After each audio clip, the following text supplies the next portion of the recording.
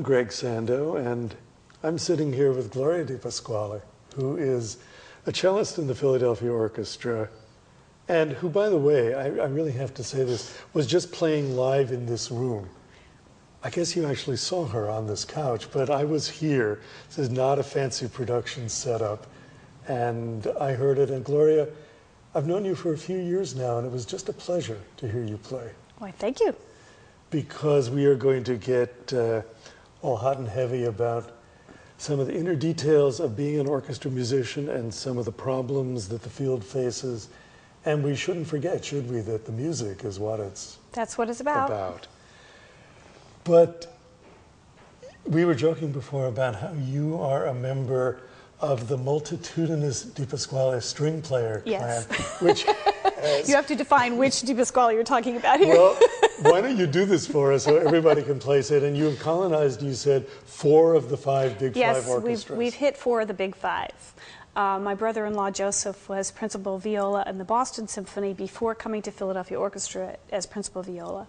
My brother-in-law Robert was in the New York Philharmonic under Leonard Bernstein before he came at Eugene Ormandy's invitation to the Philadelphia Orchestra. He was the assistant principal's 2nd violin in the Philadelphia Orchestra for decades. And then, of course, my husband, William, is in the Philadelphia Orchestra. He came from one of the minor league orchestras, the Louisiana Philharmonic. He was concertmaster of that first. And minor league, but estimable. Right. And then, of course, we have the current generation. We have my niece, Ellen, who is Robert's daughter, who is the associate concertmaster of the Cleveland Orchestra. So that gives us 4 out of 5. So we say to daughter Francesca, who's 15 and a budding violinist, that Chicago's wide open territory. And she better go there. Yeah. Family honor demands it. And something else we were talking about is that we both come here after fairly busy days. Oh, yeah. And you've been in meetings all day.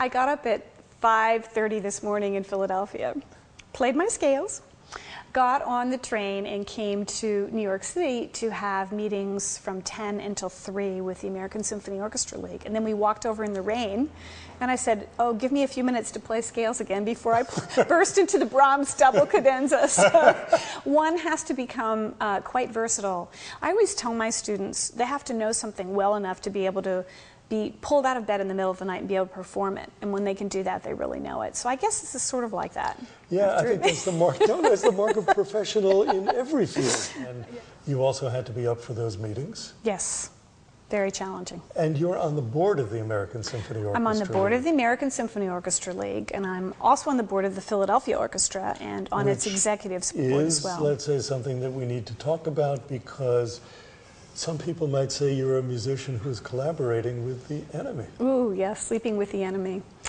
Well, you know, a few years back, I probably would have said the same thing. I mean, I've been at this since 1977 in the Philadelphia Orchestra, and 3 years before that in the Buffalo Philharmonic. So I've had a really decades-long career. And when I first came into this field, you were expected to play your instrument at a very high level, still are, but that's all you were expected to do. It's like, sit down, shut up, and play the cello, and your 5-person orchestra member committee will take care of everything else that needs to be taken care of. And over the decades, that has really changed a lot, and personally, I think for the better. And in the case of the Philadelphia Orchestra, we had a meeting just yesterday. I'm currently on our members committee, the one that takes care of everything, so to speak. And we called a meeting of all the members of the Philadelphia Orchestra, 100+ members here we're talking about, who are either currently elected to a committee or serving on some ad hoc appointed committee in the orchestra, so that we could improve our communication for the year. And when we all got into the room, we realized that we're 40-some-odd players who are participating on these committees, some in a multitude of roles.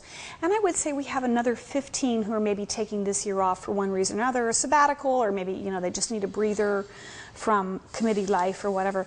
So in other words, we've got more than half of the orchestra really participating in the daily activities of how this orchestra is run, and I think it's starting to make a huge difference in how we feel about our jobs, and the ownership we feel, and the pride we feel, and the joy and the satisfaction that we get out of it. And I would think also the understanding of the management challenges that the orchestra faces. And all kinds of challenges, yes. Artistic challenges, community challenges, because it's a different environment now from Very what it was a different. generation ago. And it's so important to understand for the young musicians, for the older musicians, for all of us to really understand how our art is funded. If we don't understand how that happens, you know, we're just blowing in the wind and just hoping that we're going to have somebody come to hear us because we're great. And I'm here to tell you that's really not going to be the case. So give me an example of specific ways that these things come up and specific things that the musicians, that you are asked to help make decisions about. Well, right now in the Philadelphia Orchestra, our highest executive in the management, the position is open. And this had been held previously by a man for 16 years, Joe Kluger. He did a really fine job for the Philadelphia Orchestra, but his tenure was up. He went on to other things, and it was time for the orchestra to find new leadership. So a new committee was formed of board members, equal parts, board members, staff and administration, and musicians. And together, we are searching for this new head. And as we do this search, we're discovering more things about ourselves as an institution.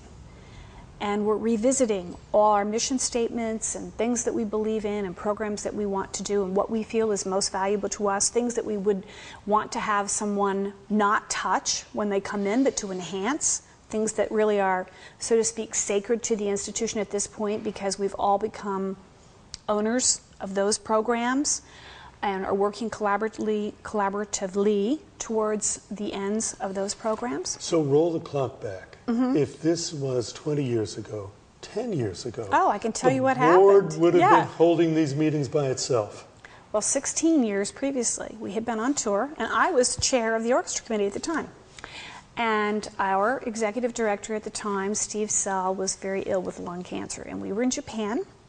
And we got a notice that Steve had passed away. And the next morning, the orchestra committee was called in by one of the managers and said that the board had decided overnight that Joe Kluger, who was in an assistant position under Steve Sell, would just be elevated to manager. And that was that. Done. Overnight. No consultation with anyone. And of course you knew Joe. Oh, of course, obviously, yes. And you had some idea of what to expect. But of course, one never knows completely. So you, as a musician, are put in the position of saying, well, I wonder what this is going to be. Right, and he was quite young at the time and had not been with us for very long. Right. So we really didn't know what to expect. And you wondered what are his priorities and what kinds of decisions will he make and what directions will he take us in. Whereas now, to say the obvious, you're getting to enunciate all of this before the person is hired, and you're getting to help interview the person? Yes. Right. You personally are involved in this? Yes. In fact, our first step, after we decided what our job description would be, we hired a search firm, and we were part of choosing the search firm. And there was an even smaller committee that I was on, again, equal parts management board and